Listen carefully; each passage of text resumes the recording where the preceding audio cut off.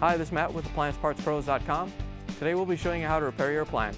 Remember, anytime you work on an appliance, make sure it's unplugged or the circuit breakers are off so there's no chance of electrocution.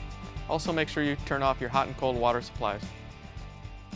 In this video we're going to show you how to change out the Maytag washer drive belt. It's going to be a very easy repair and should only take a few minutes to show you how to do it.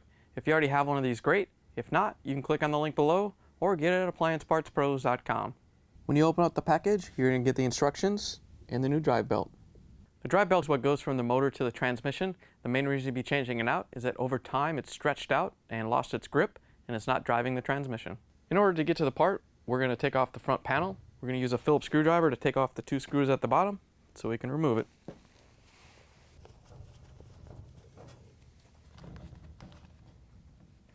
Now that you have the screws out, we can lift the front panel off and set it aside.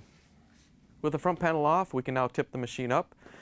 You only have to tip yours up far enough to get to the belts and change them. We're going to tip ours back pretty far so you can see it. Make sure you put a piece of wood underneath to support it so it doesn't fall on you, and get somebody to help you lift it and tilt it if it's too heavy for you. Now that we can see the belts underneath, we have access to the pump belt. All you have to do to get these off is just kind of pull down on them from the pulley and turn them, and then you can just take the other end off.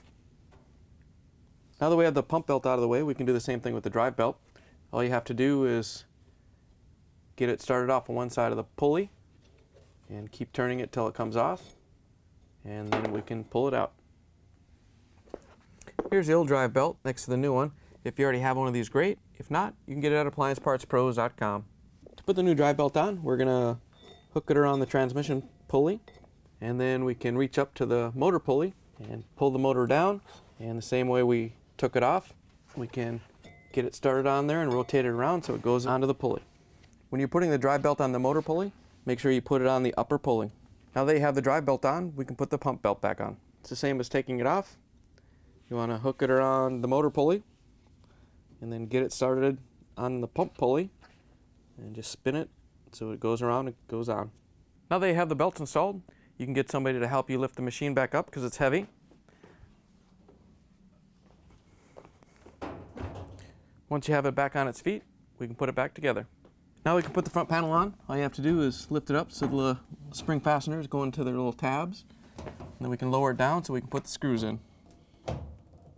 To put the screws back in, we're going to grab our Phillips screwdriver and put them back in.